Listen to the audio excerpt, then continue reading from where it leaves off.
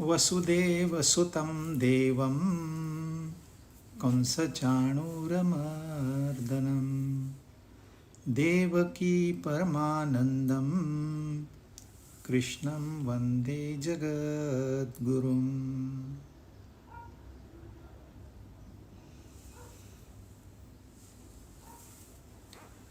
8वां अध्याय हमने 20 श्लोक पूरे किए, जिसमें उन्होंने पुनर्जन्म की बात की। ब्रह्मलोक तक जाके भी पुनरावृत्ति होती है, ये उन्होंने कौशन किया। फिर उन्होंने एक तत्व समझाया, व्यक्त, अव्यक्त और इस अव्यक्त से अलग अव्यक्त। हम लोग दिन भर जागते हैं, कार्य करते हैं व्यक्त स्वरूप में, फिर जब सोते हैं तो अव्यक्त में चले जाते हैं। वैसे ही 100 साल एक्टिव रहते हैं, फिर अव्यक्त में चले जाते हैं। फिर ब्रह्मा जी का एक दिन होता है जिसको सर्ग कहते हैं, फिर ब्रह्मा जी की रात में फिर हम अव्यक्त में चले जाते हैं। सारा विश्व ही अव्यक्त में चला, जैसे इंडिविजुअल के साथ हो रहा है वैसे ही इस कॉस्मोस के साथ हो रहा है। पूरा ब्रह्मांड व्यक्त होता है, पूरा ब्रह्मांड अव्यक्त होता है। और वह अव्यक्त ब्रह्मांड जब ब्रह्मा जी का दिन आता है फिर प्रकट होता है। लेकिन ब्रह्मा जी की भी आयु 100 साल है, इसके लिए यह तो छोटा प्रलय हो गया। जब ब्रह्मा जी चेंज होते हैं तो महाप्रलय होता है। हम 2 बार मतलब डेली और 100 साल बाद व्यक्त अव्यक्त व्यक्त अव्यक्त यह खेल चल रहा है। लेकिन यह जो अव्यक्त है यह बीज स्वरूप है, पूरा अव्यक्त नहीं है। हम बीज स्वरूप चले जाते हैं, कारण शरीर में चले जाते हैं और फिर बीज है इसलिए वो फिर से प्रकट होता है। परंतु वह जो अव्यक्त है, जो इनसे भिन्न है, विलक्षण है, वह अव्यक्त रहते हुए व्यक्त भी होता है। वह अव्यक्त ही रियलिटी है, वही सच्चाई है, चाहे वो व्यक्त हो या न हो। उस अव्यक्त से यह बीज निकला है जो अव्यक्त है।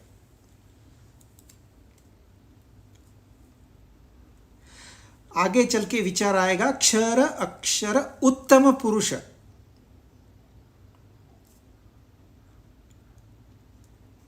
तो वह जो उत्तम पुरुष है, वह जो अव्यक्त है, वह सच्चा अव्यक्त है, सच्चा अक्षर है।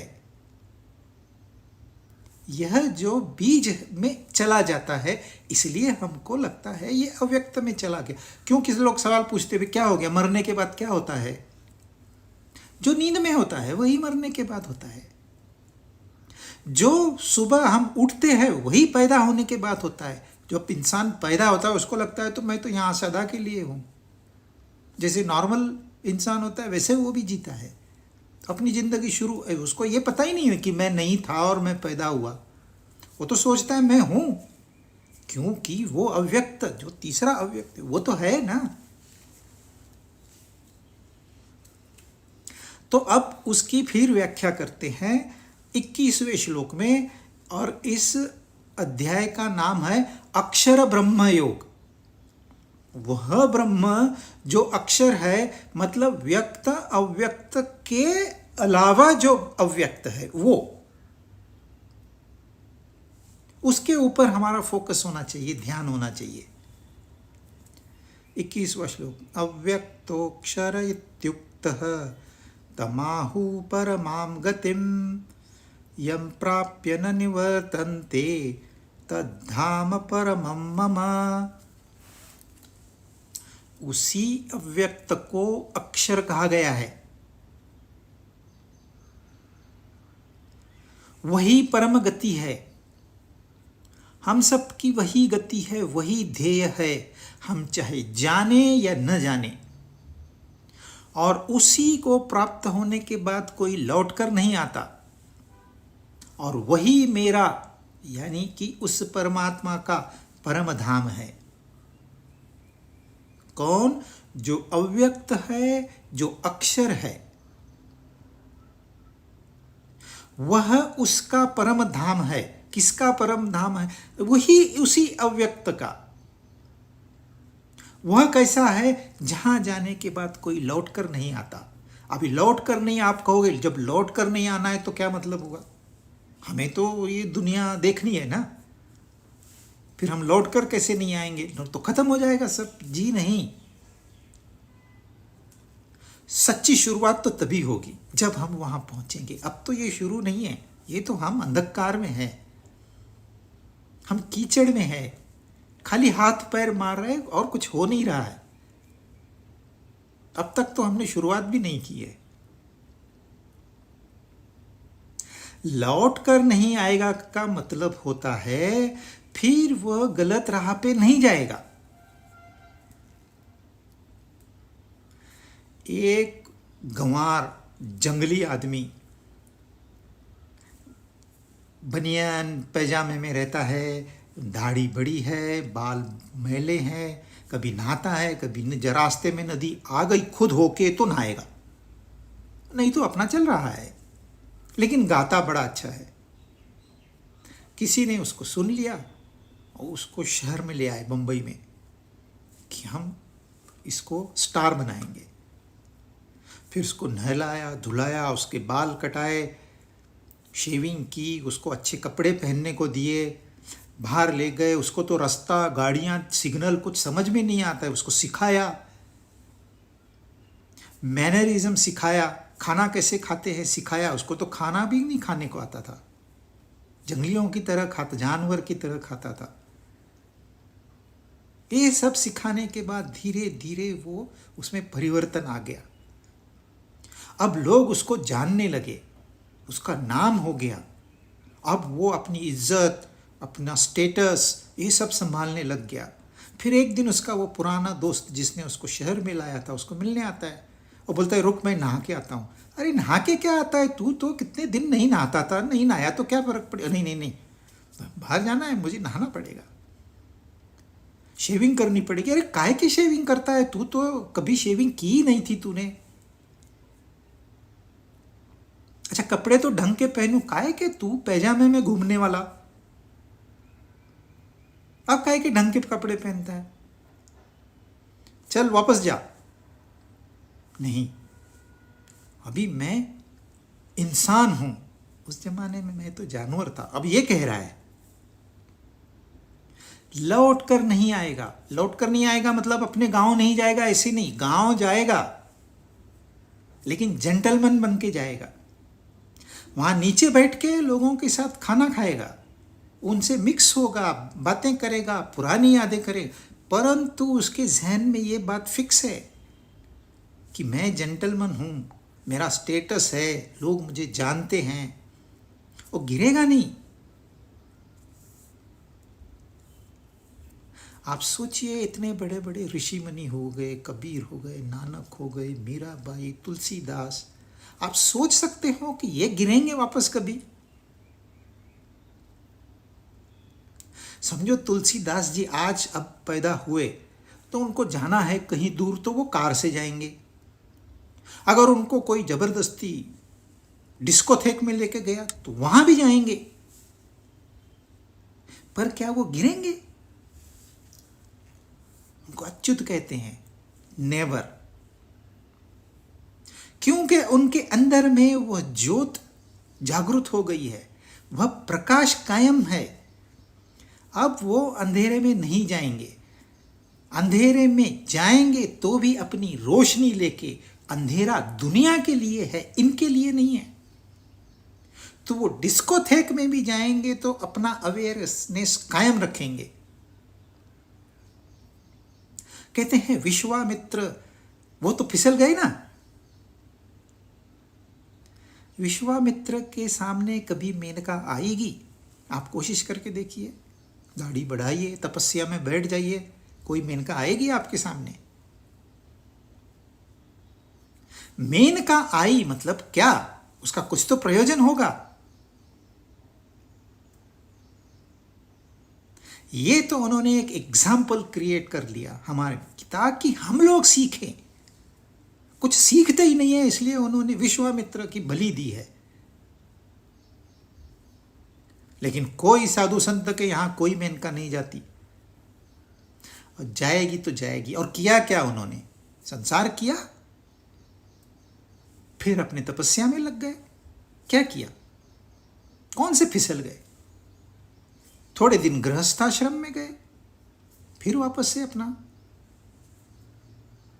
आज भी उनका नाम है सप्तर्षियों में, ऐसे ही नहीं है।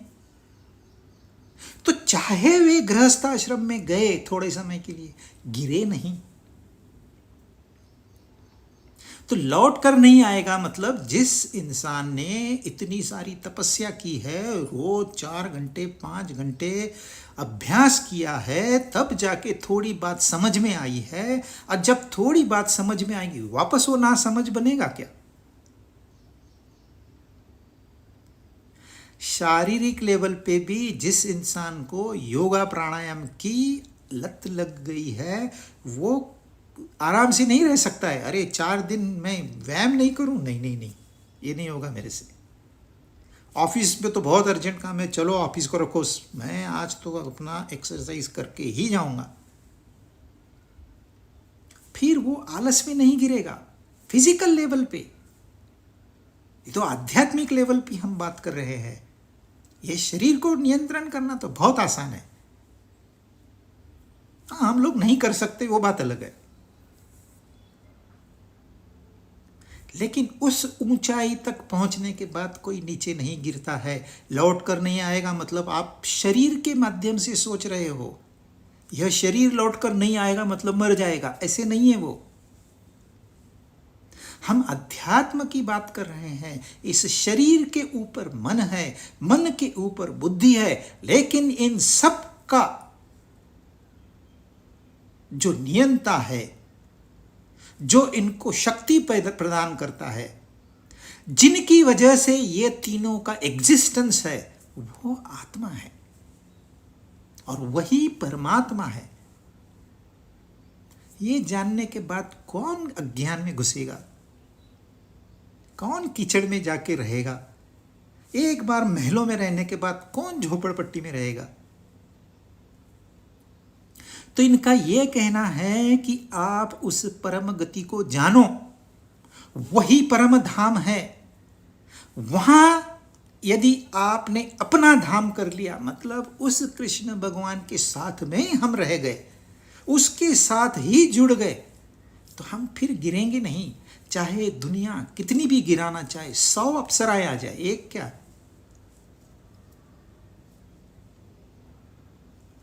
अप्सरा क्या किसी व्यक्ति के रूप में ही होती है? नहीं, वस्तु के रूप में भी होती है। ये हम टीवी में देखते हैं, सीरियल्स, ये मूवीज देखते हैं, ये सोशल मीडिया पर घंटों बिताते हैं। ये क्या है? ये अप्सरा ही है, हमारे सामने नाच रही है और हम उनको विक्टिमाइज हो रहे हैं। वो हमको विक्टिमाइज कराने आई है और हम हो रहे हैं, कोई पछतावा नहीं। क्या करना क्या है जीवन में? 4 पुस्तकें पढ़ लेना ये कोई जीवन का ध्येय नहीं हो सकता। लोग पुस्तकें पढ़ लेते हैं, बोलते हैं हम तो ज्ञानी है, हम ज्ञानी हैं, हम सबसे ऊंचे हैं। मन कितना साफ है आपका? शरीर कितना एक्टिव है? यह डायनामिक एक्शन सिखाता है। लौट कर नहीं आएगा परम धाम से, इसका मतलब वो सो जाएगा, ऐसे नहीं होता है। मर जाना और सो जाना एक ही है। अगर मर ही जाना है, सो ही जाना है पूरी जिंदगी भर, तो मतलब ही क्या हुआ इस जीवन का? इस जीवन का परम धाम जो है, हमारे लिए जो परम गति है, वो इस संसार में रहते हुए हम उस पर ध्यान रखें 24/7, तो यह संसार हमको बाधक नहीं होगा। आप घूमने आए हो, सिर्फ एंजॉय करो और निकल जाओ, और कुछ नहीं करना। आपको कुछ काम देके भेजा है, उसका ख्याल रखिए, वो काम पूरा करके जाना है। काम अधूरा छोड़ के जाओगे तो क्या फिर इस संसार में फिर आपको ढकेला जाएगा, जा काम करके आ, काम करने को नहीं आता है तुझे। और ऐसे नहीं करेंगे और फिर नरक में ढकेले जाएंगे। पनिशमेंट, पनिशमेंट, जो काम नहीं करता है उसको पनिशमेंट मिलती है उसमें, ये दिस इज नेचुरल। कोई यहां भगवान ऐसे बैठा नहीं है आपको डंडे मारने के लिए, आपके स्वयं के कर्म वैसे है।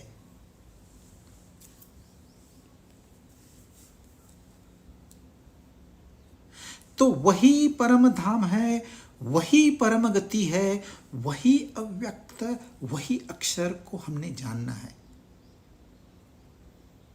फिर हम गिरेंगे नहीं, फिर हम अल्तू फालतू की चीज़ों से अपना को व्यथित नहीं करेंगे। छोटा कुछ हुआ नहीं तो एकदम से क्या हो गया, क्या हो गया। शांत बैठो, क्या हो सकता है, क्या हो सकता है, क्या बुरे से बुरा क्या हो सकता है। अरे जिसने भेजा है वो बुला लेगा, इससे ज्यादा क्या हो सकता है। सपना कितना सुंदर हो, कितना देर चलता है, कुछ मिनट खुलता ही है ना, वैसे ही है। खाम खा ये दुनिया की झंझटें पालते बैठते हैं हम और पूरी जिंदगी वेस्ट करते हैं। इसलिए वो हमको बार बार बोल रहे हैं, ये पहलू है, ये एक एग्जामिनेशन है कि सच्चाई क्या है। उद्देश्य हमारा है सच्चाई क्या है ये जानना। एक बार आप जान गए, यथा इच्छसी तथा कुरु, फिर भगवान को कोई आपसे लेना देना नहीं, क्योंकि आप स्वयं भगवत स्वरूप हो गए। जो करना है करिए, कोई रेस्ट्रिक्शन नहीं। रेस्ट्रिक्शन खाली उसके लिए है जो उपासना करना चाहता है, जो नहीं चाहता उसको भी रेस्ट्रिक्शन नहीं है। पागल आदमी को कोई रेस्ट्रिक्शन नहीं है, मूर्ख को कोई रेस्ट्रिक्शन नहीं है,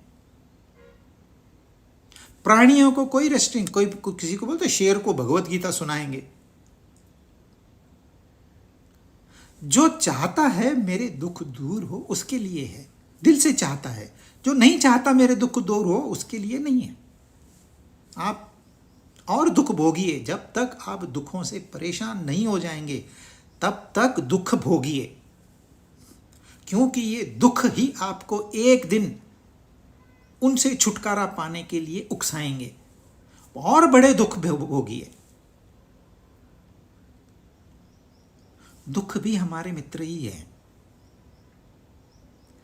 कह रहे हैं, छोटा दुख कहता है भाई रास्ता बदल, नहीं मानते। फिर दूसरा बड़ा आता है, कहता है रास्ता बदल, नहीं मानते। फिर तीसरा आता है, और जब तक आप नहीं मानोगे तब तक वो आते ही रहेंगे और उनकी ताकत बढ़ती ही रहेगी। But choice is yours.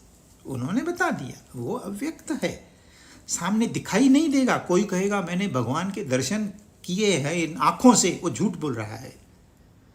मैंने उसकी आवाज सुनी है इन कानों से, झूठ बोल रहा है। वो अव्यक्त है, अक्षर है, उसमें कोई अक्षर नहीं होता, रत्ती भर भी कम नहीं होता है, रत्ती भर भी ज्यादा नहीं होता है। वो है, सदा से है और सदा तक है।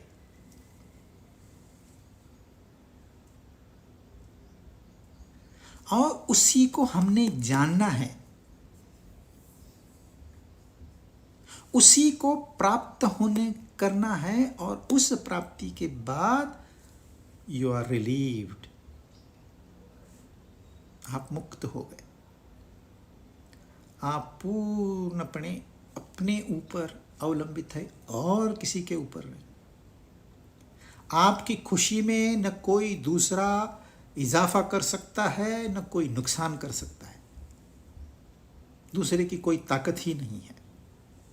सबसे ताकतवर आप हो, हम है, आत्मा है, परमात्मा है, बाकी सब कही सुनी बातें।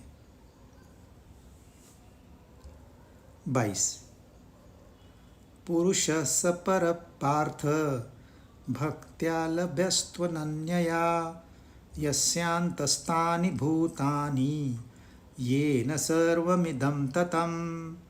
हे अर्जुन, पार्थ, संपूर्ण प्राणी जिसके अंतर्गत है और जिससे यह संपूर्ण संसार व्याप्त है, वह परम पुरुष यानी कि परमात्मा अनन्य भक्ति से प्राप्त होने योग्य है। ये एश्योरेंस किसका है? भगवान श्री कृष्ण का।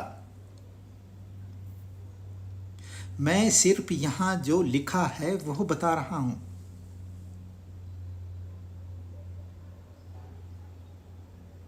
अनन्य भक्ति से वह प्राप्त होता है। आप अनन्य भक्ति करिए ऐसा वो नहीं कह रहे, वो चॉइस आपका है। आपने कितने बजे उठना है, कितना खाना है, कितना व्यायाम करना है, कितना अभ्यास करना है, कितनी तपस्या करनी है, कौन सी उपासना करनी है, कौन सी साधना करनी है, दिस इज योर चॉइस। करिए या मत करिए, परंतु वह जो परम धाम है उनका, वहां हम पहुंच सकते हैं, उसके लिए अनन्य भक्ति चाहिए। और वो कैसे है?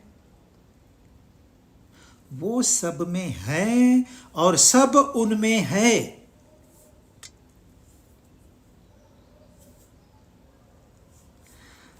एक पति पत्नी सोना खरीदने बाजार गए। पति को मुनाफा हुआ है, जेब भरी हुई है। तो जेब जब भरी होगी ना तो इंसान की चैन खत्म हो जाती है। फिर वो भागता है, गोल्ड स्मिथ के पास जाएंगे, चलो। फिर वो सराफ की दुकान में जाते हैं दोनों। पति को है कि मुझे इन्वेस्ट करनी है, चलो गोल्ड में इन्वेस्ट करते हैं, एक्सेस मनी है। और पत्नी को दिखाने के लिए गहने चाहिए। तो पति कहता है तू, मैं बाहर रुकता हूं, तू जा हार सिलेक्ट कर, जब पेमेंट का टाइम आएगा मुझे बुलाना। पत्नी गई अंदर, मुझे हार दिखाइए। हार दिखाया, अरे ये तो बहुत ज़्यादा चमकीला है, मुझे एंटिक फिनिश चाहिए। फिर एंटिक फिनिश देखी उसने, नहीं थोड़ा इटालियन डिज़ाइन दिखाइए मुझे। फिर इटालियन डिज़ाइन देखे, फिर इंटरनेशनल डिज़ाइन, सारे डिज़ाइंस देखे। अच्छा, फिर इसका वजन कितना है? इतने तोले, नहीं हमको तो थोड़ा कम तोले वाला चाहिए या ज़्यादा तोले वाला चाहिए। अच्छा, इसकी प्राइस कितनी है? कम करो ना, आजकल तो सब जगह डिस्काउंट चलता है। पत्नी का ध्यान कहाँ पर है?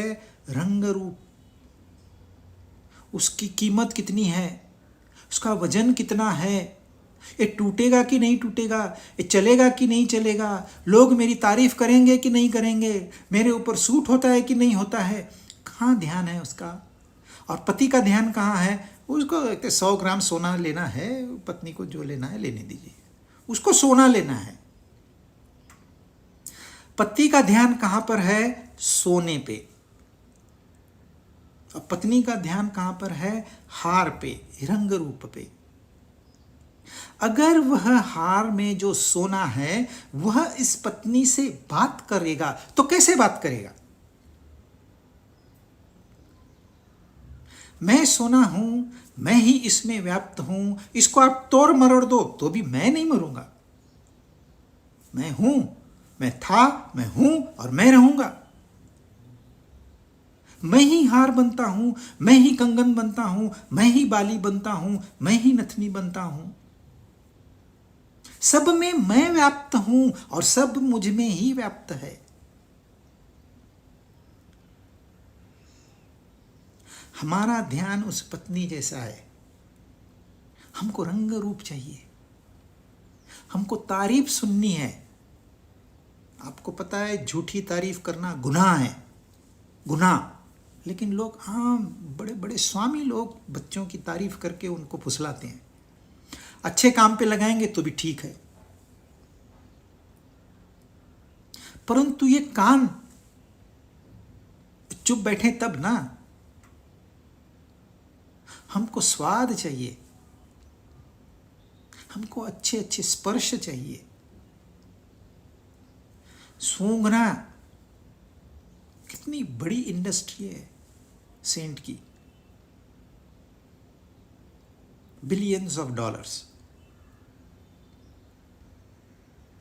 कहाँ ध्यान है हमारा? और इनकी देवताएं हैं, उनकी देवताओं से सर्वोच्च जो देवता है उसके ऊपर किसी का ध्यान ही नहीं है। सोने के ऊपर ध्यान नहीं है, सारा ध्यान गहनों पर है। मछली पानी में रहती है और पानी मछली में रहता है। वैसे ही उस अव्यक्त में हम हैं और वही अव्यक्त हमारे में है। यदि हम एक जगह से दूसरी जगह जाते हैं तो जो स्पेस है उसको हम डिस्प्लेस नहीं करते, परंतु जब हम पानी के टब में घुसते हैं तो हम पानी को डिस्प्लेस करते हैं। उतने आकार का पानी टब से बाहर निकल आता है, परंतु स्पेस में कोई अंतर नहीं आता।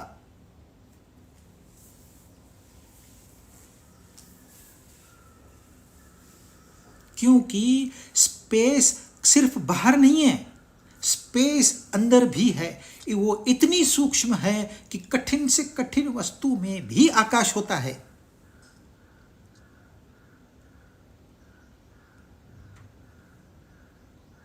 एक ही जगह पे दो व्यक्ति नहीं खड़े हो सकते, पहले को धक्का देके हटाना पड़ेगा। एक इंसान वाटर के टब में जाएगा तो उतने उसके साइज का पानी बाहर निकलेगा।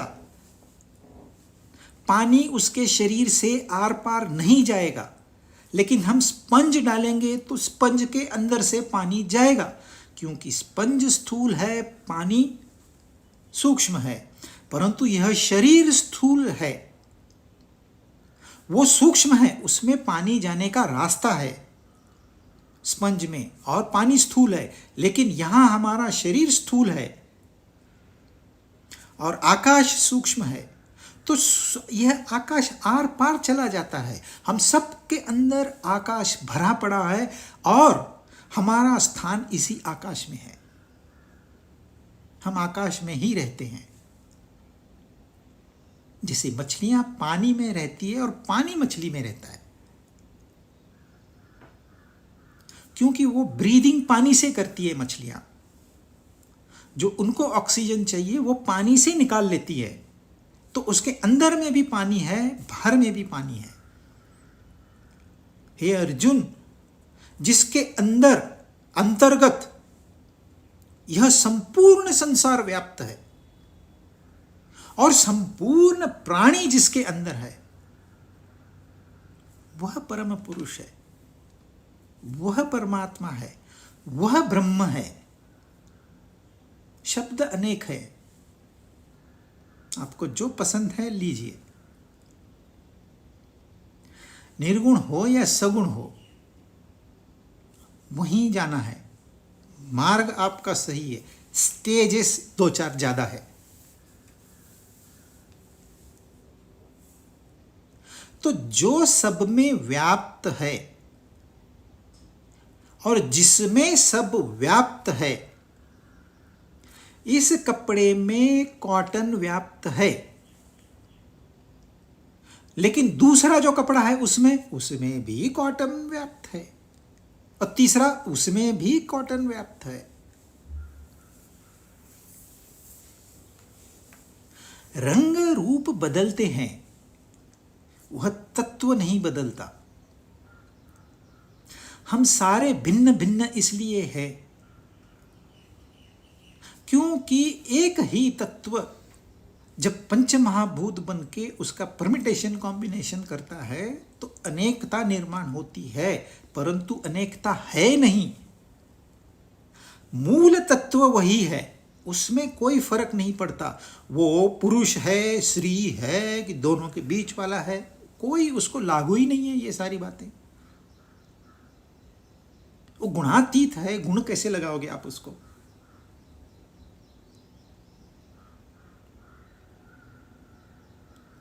और उसे हम प्राप्त कर सकते हैं, वह प्राप्त होने योग्य है। हालांकि वो चाहता है आप मुझे प्राप्त करो, मैं इंतजार कर रहा हूं, आप सिर्फ एक कदम लीजिए, मैं 10 कदम आगे आऊंगा। पर हम एक कदम भी नहीं लेते। हमारे मन में यह शंका भी नहीं आती कि यह संसार से परे कुछ है। इसलिए पहले ये शंका आनी चाहिए, हमारा विश्वास होना चाहिए। विश्वास नहीं है तो गीता आपके काम में नहीं आएगी। आप कितना भी अध्ययन कर लो, 30-30, 40-40 बार लोगों ने गीता का अभ्यास किया है, पर अंदर उतरती नहीं है बात, क्योंकि विश्वास नहीं है इसके ऊपर। वो कह रहे हैं कि परमात्मा प्राप्त करने योग्य है, हम स्वीकारते नहीं है, ये हमारी गलती है। उन्होंने तो छाती ठोक के कहा है। कैसे? अनन्य भक्ति से। अन्य होता है दूसरा, अन्य मतलब दूसरा कोई नहीं। ये ठाम विश्वास होना चाहिए कि वह है और मैं उसे प्राप्त करूंगा ही। श्रद्धा में मन बुद्धि दोनों कार्य करते हैं, इसलिए श्रद्धा मन बुद्धि से श्रेष्ठ है। लोग कहते हैं बुद्धि श्रेष्ठ है, बिल्कुल भी नहीं। इस चक्कर में मत पड़ना।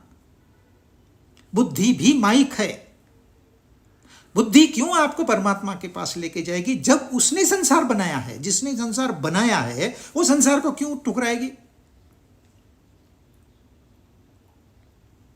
जब श्रद्धा होती है तो ये दोनों की दिशा बदल जाती है, मन बुद्धि की।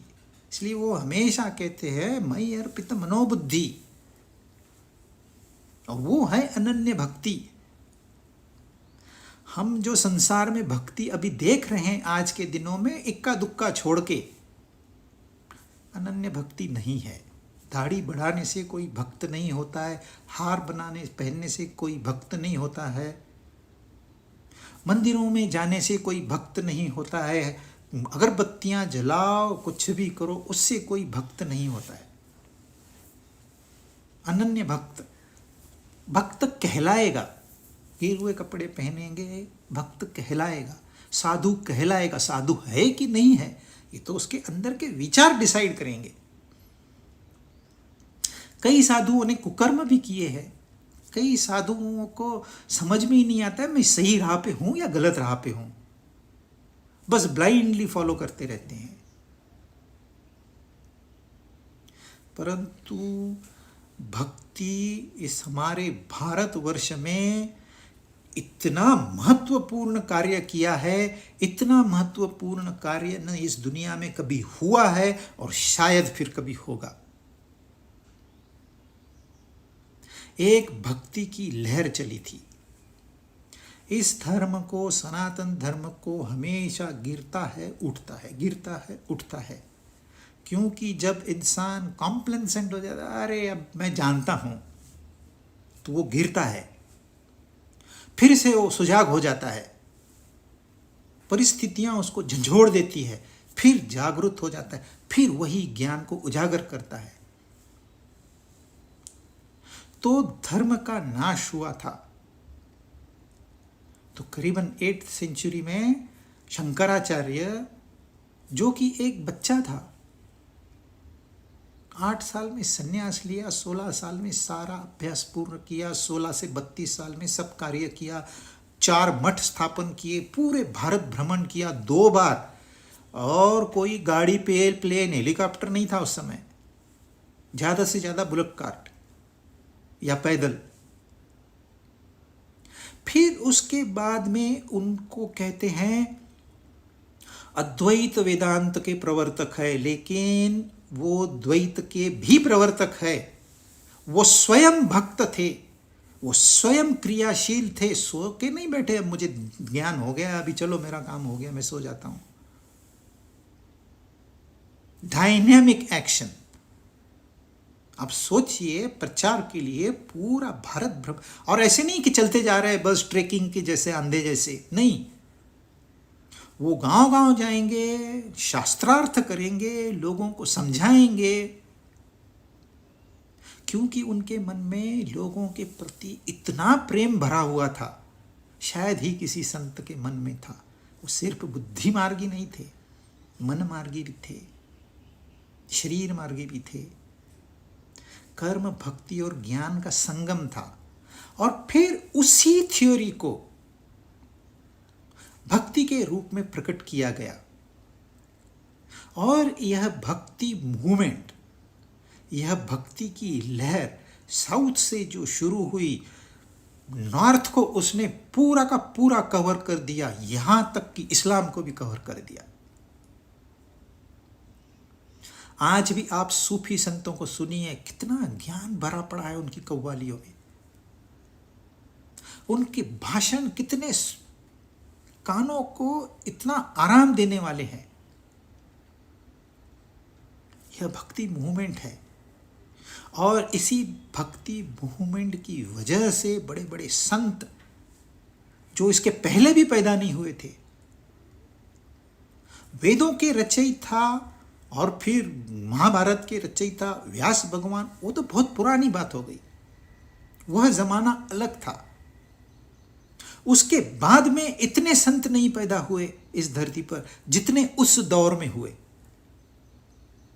और वही दौर भारत का सुवर्ण काल कहलाया। 27% ऑफ वर्ल्ड वेल्थ भारत में था। अंग्रेज कोई हमको सिखाने यहां नहीं आए, मुगल कोई हमको सिखाने नहीं आए यहां। उतनी संपन्नता देख के उनके मन विचलित हो गए। वो या तो यहां ही रहना चाहते थे या लूट के ले जाना चाहते थे। और कहते हैं, हमारे सिंधियों में कहावत है कि जिस दिन से अंग्रेजों ने इस धरती पर कदम रखा है, उस दिन से पढ़ने लायक कुछ लिखा नहीं गया। हमारे ही शास्त्रों को अलग ढंग से उन्होंने पेश किया और हमने मान लिया। जो उसको 1000 साल लगे जिस मूवमेंट को उभरने के लिए, उसको 2 साल में पूरा नाश करके चले गए। परंतु अन्य अन्य भक्ति का उससे अच्छा उदाहरण नहीं है। आप महान से महान संत का नाम लो, इस दौर की याद दिलाएंगे। देखिए, नानक हो गए, कबीर हो गए, मीराबाई, सूरदास, तुलसी, कितने, रामदास, ये नाम भी याद नहीं रहते। इतने इतने बड़े संत कितने छोटे काल में आ गए ये सब लोग। महाराष्ट्र में तो आप देखिए, ज्ञान के देवता है, आज भी उनकी पालकी निकलती है, लेकिन उनको कहते हैं माउली, मदर। और भक्ति के जो है उनको कहते हैं जगत गुरु तुकाराम महाराज। उनकी गाथाएं आज भी पढ़ी जाती, उनकी भी पालकी निकलती, लेकिन जाती कहाँ है? और भी संतों की पालकियां, कितने संत हो गए, सारी एक ही जगह पर। भक्ति का मतलब ऐसे नहीं है कि बाकी लोग ठीक नहीं है, नहीं, सारी पालकियां एक ही जगह पर आ गई, जहां वह विठ्ठल है, जो हाँ वो अव्यक्त बैठा है, जो अक्षर बैठा है, ध्येय वही है। अनन्य भक्ति में ज्ञान भी आ गया, कर्म भी आ गया, दूसरा कोई है ही नहीं। बस वह ध्येय है, वह परम गति है, उसकी ओर चलना है। फिर आप रोज 1 कदम लीजिए या 10 कदम लीजिए, उससे कोई ज्यादा फर्क पड़ने वाला नहीं है। आप मार्ग पे चल पड़े तो फिर आप निश्चित है कि ध्येय तक पहुंचोगे। मार्ग भटक गए तो यह भी निश्चित है आप ध्येय तक नहीं पहुंचोगे। पर ध्येय को तो पहचानो, अपना ध्येय जो चाहिए आपको, सचमुच में जो चाहिए, वहां ही हमारा ध्येय है। ध्येय शास्त्र नहीं बताएंगे आपको, हमने अपना ध्येय स्वयं रखना है। सचमुच में मुझे क्या चाहिए, बैठ के सोचना है। उस ध्येय को वो मार्ग पर जाने वाले मार्ग पर जो रोज कम से कम एक कदम चलता है, वो है अनन्य भक्त। बाहर से कैसा भी दिखे वो, उसने शर्ट पैंट पहनी है, सूट बूट पहना है, कुर्ता पैजामा पहना है, इससे कोई फर्क नहीं पड़ता है। कबीर कहते हैं और कहीं नहीं हूं मैं, मतलब वो परमात्मा की on behalf of God he speaking, मैं सिर्फ विश्वास में हूं। आप भले मंदिर जाओ, आरतियां करो, कितनी ही उपासना करो, मैं वहां नहीं हूं, मैं तेरे पास में हूं। तेरे लिए सबसे नजदीक अगर कुछ है तो मैं हूं, तू मुड़ तो जा, विश्वास तो रख।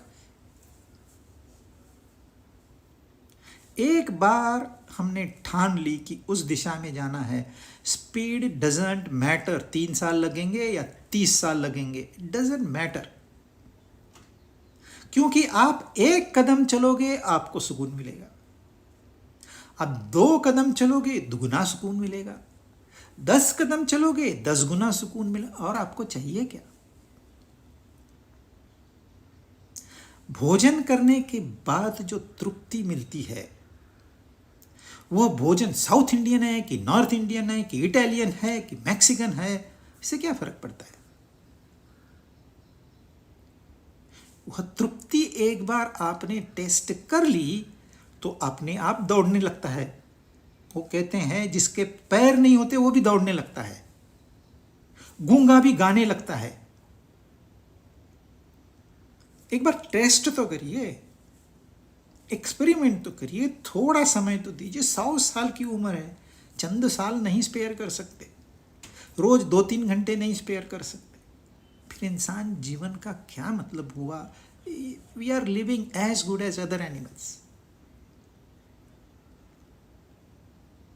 परंतु उनकी गारंटी है, अनन्य भक्ति से मैं प्राप्त होऊंगा, और प्राप्त आप मुझे करिए, मैं इंतजार में हूं, मैं आपको शक्ति प्रदान करूंगा, मैं सारी चीजें आपको जो चाहिए उसके लिए सब प्रदान करूंगा, आप एक कदम तो उठाइए मेरी तरफ। स्वयं कह रहे हैं, और क्या चाहिए?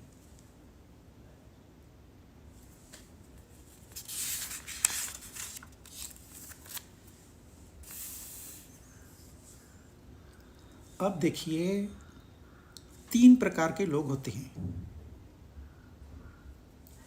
एक तो है स्वर्ग की प्राप्ति करते हैं, स्वर्ग का सुख भोगते हैं, फिर इस संसार में आ जाते हैं as normal, again they have to struggle and earn पुण्य। दूसरे प्रकार के लोग हैं जो ने हम ज्ञान मार्गी है भाई, हम ऐसे स्वर्ग वर्ग को बाजू में रखो, गीता में क्या है वो बताओ हमको, उपनिषद क्या कहती है बताओ हमको। वो ब्रह्मलोक में जाते हैं। ब्रह्मलोक से भी पुनरावृत्ति होती है, पहले उन्होंने बताया है, परंतु कुछ इक्का दुक्का ऐसे भी हैं जो ब्रह्मलोक को पार कर जाते हैं। उसको क्रम मुक्ति कहते हैं, स्टेजेस। पहले कुछ तो ऐसे सादा भागवत पढ़ा, थोड़े 1-2 पुराण और पढ़ लिए, फिर गीता का अभ्यास किया, फिर उपनिषदों का अभ्यास किया, ऐसे करते करते करते करते यात्राएं की, संतों के साथ उठे बैठे, सत्संग किया, ऐसे धीरे धीरे धीरे उनकी मुक्ति हो जाती है स्टेजेस में। और तीसरे हैं डायरेक्ट, अनन्य भक्ति होगी तो डायरेक्ट मुक्ति, कैवल्य मुक्ति। अब वो हमको बता रहे हैं, 23वें श्लोक में बताएंगे मैं क्या बताने वाला हूं, और फिर बताएंगे कि ये दोनों मार्ग है, आपको इनमें फंसना है तो यू आर वेलकम। 23वां श्लोक, यत्र काले त्वनावृत्तिम आवृत्तिम चैव योगिनः प्रयाता यान्ति तत् कालम वक्ष्यामि भरतर्षभ। हे भरतर्षभ, अर्जुन, जिस काल, काल का अर्थ यहाँ मार्ग होता है, जिस काल में शरीर छोड़कर गए हुए योगी अनावृत्ति को प्राप्त होते हैं, यानी कि जो आवृत परावृत नहीं होते, जो लौटकर नहीं आते, और जो आवृत्ति को प्राप्त होते हैं, यानी कि जो लौटकर आते हैं, उस काल यानी दोनों मार्गों को मैं कहता हूं। अभी कहा नहीं है, अभी वो कह रहे हैं ये दो मार्ग को मैं बताता हूं हे अर्जुन। अभी यहां उन्होंने भरतर्षभ कहा, इसके पहले पार्थ कहा, कभी कौन्तेय कहा, और एक बार तो उन्होंने पुरुषों में सर्वश्रेष्ठ कहा है, देहधारियों में सर्वश्रेष्ठ कहा है अर्जुन को, देह भृतांवरम, एक बार ही कहा है अब तक। ये इतने सारे नाम वो अर्जुन को क्यों दे रहे हैं? कोई मस्का मार रहे हैं उसको, कुछ उससे काम कराना है। अच्युत कहा है, अर्जुन को अच्युत कहा है।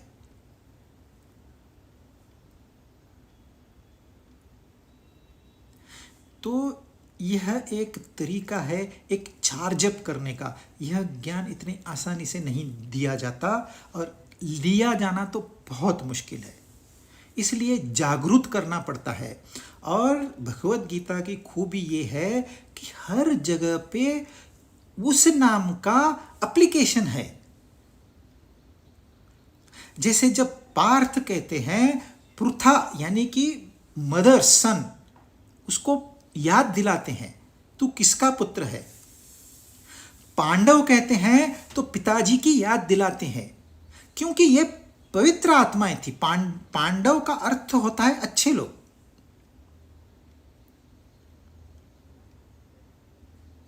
कौन्तेय, हे कुंती पुत्र। हे धनंजय, वहां धन की याद दिलाई उसको। यहां कहा है भरतर्षभ, जो इस भारतवर्ष में श्रेष्ठ है। श्रेष्ठता क्या है? देने की भावना, इसलिए हमारे देश की श्रेष्ठता है, सर्वश्रेष्ठ गुण है। We are cultured people originally. अभी हमने जिसका कल्चर नहीं है, जिसको कोई संस्कृति नहीं है, उस संस्कृति को अपना रहे हैं, और जहां संस्कृति है उसको छोड़ दे रहे हैं। ये उल्टी गंगा बह रही है। लेकिन असल में हमारी संस्कृति ऐसी है कि देने की भावना हम रखते हैं। हमारा हाथ हमेशा ऊंचा रहता है, नीचा नहीं।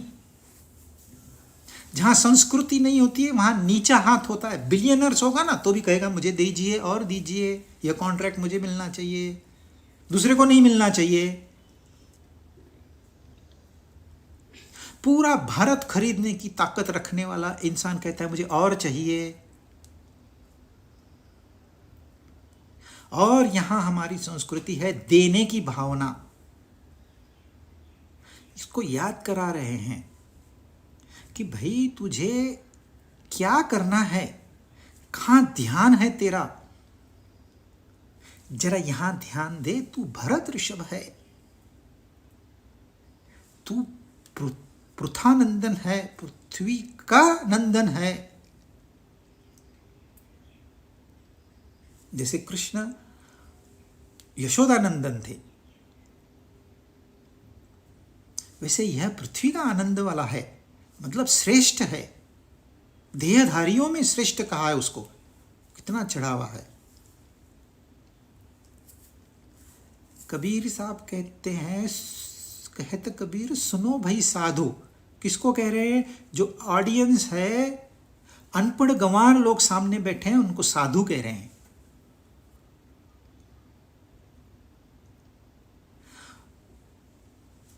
अनुभवानंद स्वामी जी कहते हैं हे संतों, उनके सामने तो दुष्ट लोग भी बैठे हैं लेकिन सबको संत कहते हैं। जे कृष्णमूर्ति सर कहते हैं, वो वेस्ट में थे, वो सर कहते हैं। सर कौन है? ये सर है कि वो सर है, लेकिन ये उनको सर कहते हैं। क्यों? क्योंकि उनको अट्रैक्ट करना है। किस तरफ अट्रैक्ट करना है? इस ज्ञान की तरफ, सच्चाई की तरफ। आज हम झूठे संसार में फंसे पड़े हैं, उनको डाइवर्ट करना है तो थोड़ा चार्ज अप करना पड़ेगा। ये चार्ज करने का तरीका है।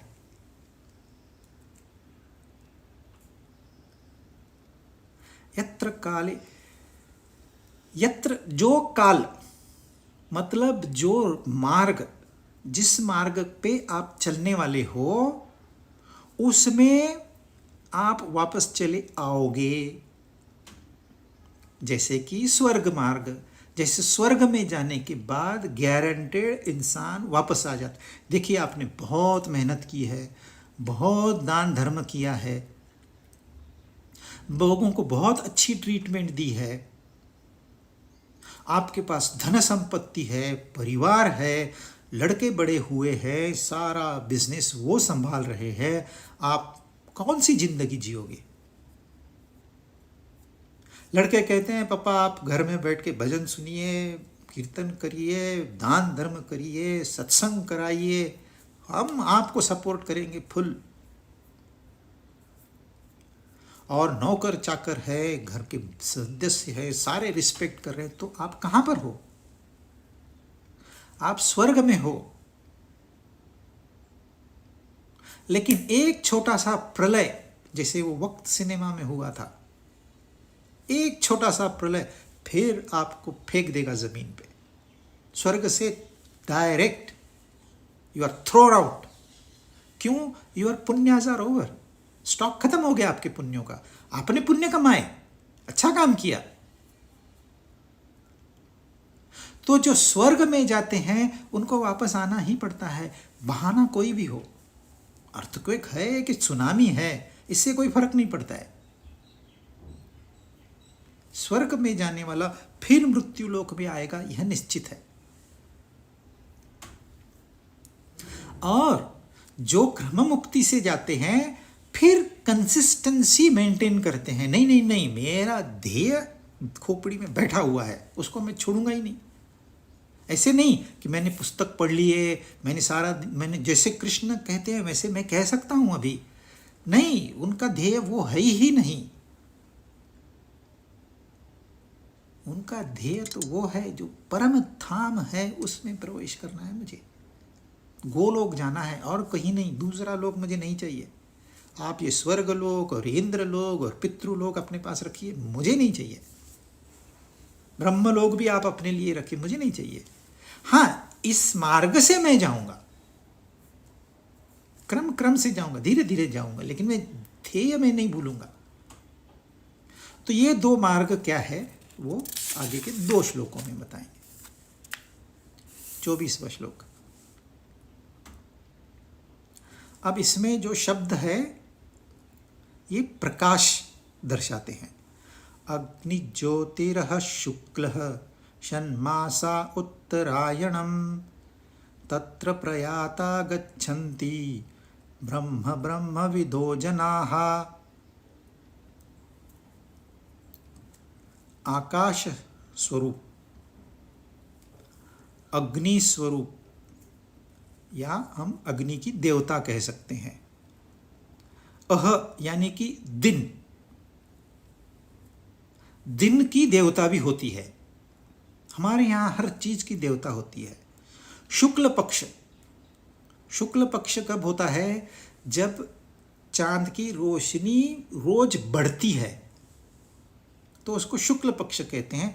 चांद की रोशनी घटने लगती है तो उसको कृष्ण पक्ष कहते हैं। कृष्ण मतलब काला, और उसके विरुद्ध है शुक्ल पक्ष। फिर 6 महीने वाला उत्तरायण। अभी उत्तरायण क्या होता है? यदि आप किसी पश्चिम या पूर्व दिशा में देखोगे तो आपको सूरज राइट हैंड साइड में दिखेगा एक दिन, फिर कुछ महीने के बाद आप देखोगे तो वो लेफ्ट साइड में दिखेगा। यदि आपने अपनी दृष्टि पश्चिम की ओर लगाई है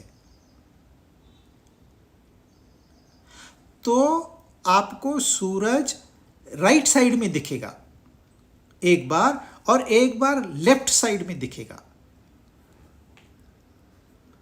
ठंड में वो लेफ्ट साइड में जाएगा और गर्मी में राइट साइड में जाएगा, और काफी फर्क होता है। जितना पृथ्वी का व्यास का इंक्लिनेशन है उतना ही वह इंक्लिनेशन होता है। तो स्पष्ट आपको दिखाई देगा रोज, यदि आप ऑब्जर्वेशन, रोज आपको लगेगा अरे सूरज आज इधर गया, इधर गया, इधर गया, इधर गया। तो जब वो दक्षिण की तरफ बढ़ते रहता है तो उसको दक्षिणायन कहते हैं। जब उत्तर की तरफ बढ़ते रहता है तो उसको उत्तरायण कहते हैं। भीष्म पितामह को जब वो शरशय्या पर थे तो उनको इच्छा मृत्यु थी। उन्होंने इंतजार किया, काय का इंतजार किया कि उत्तरायण शुरू हो जाए तो फिर मैं अपने प्राण छोड़ूंगा। तो उनको उत्तरायण में प्राण छोड़ने थे, यानी कि रोशनी। तो वही उत्तरायण यहां है। इस मार्ग पर गए हुए जो ब्रह्मवेत्ता है वो ब्रह्म को प्राप्त होते हैं। ब्रह्मा अलग और ब्रह्म अलग। ब्रह्म परमात्मा, परमात्मा ब्रह्म को यदि कोई एक गुण लगाया जाए तो वह परमात्मा कहलाएगा। जब एक भी गुण नहीं है तो वह ब्रह्म कहा जाए। शक्ति वही है, तत्व वही है। अब उसको कौन सा नाम दें? नाम नहीं दे सकते, क्योंकि नाम माइक है। जिसको कोई नाम नहीं दिया जा सकता वह वो है। अभी यहां कह रहे हैं ब्रह्मवेत्ता, यानी कि ब्रह्म को जानने वाला ब्रह्म को प्राप्त होता है। ब्रह्म ब्रह्म विदो जना है। ऐसे कैसे हो गया? जानना और होना, ये दो अलग अलग बातें आपको लगती है, लेकिन यहां नहीं। यहां जानना उसको कहते हैं जो होता है। जानना यानी कि जानकारी प्राप्त करना। जानकारी आपको भी है तो आपके कंप्यूटर को भी है। आपके मोबाइल में कितनी सारी जानकारी है, लेकिन इस जानकारी का कुछ उपयोग है? बड़े बड़े तत्व ज्ञान उस सोशल मीडिया में घूमते रहते हैं, बड़े बड़े तत्व ज्ञान। और एक इंसान सुबह जल्दी उठने के फायदे उसको वायरल कर देता है और खुद सुबह 11 बजे उठता है। भोजन कैसा करना चाहिए उसके ऊपर बड़ी बड़ी चर्चाएं होती है, और सुबह शाम उनके घर में तली हुई चीजें खाते हैं।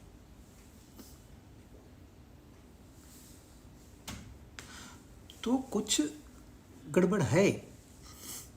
जैसा इंसान सोचता है या कहता है वैसा वो है नहीं। लेकिन जब यहां कहते हैं ब्रह्म ब्रह्म विदो जनाः, इसका मतलब वो है, वो वैसा है इसलिए वो कहता है। जो जानता है वो जानता है, इसके लिए वो ब्रह्म नहीं है। ब्रह्म जानता है इसलिए ब्रह्म नहीं होता है, लेकिन जो ब्रह्म होता है वो ब्रह्म जानता है। तो ये उन्होंने बताया अग्नि। अब थोड़ा टाइम समय हो गया है, इसको हम अगली बार कंटिन्यू करेंगे।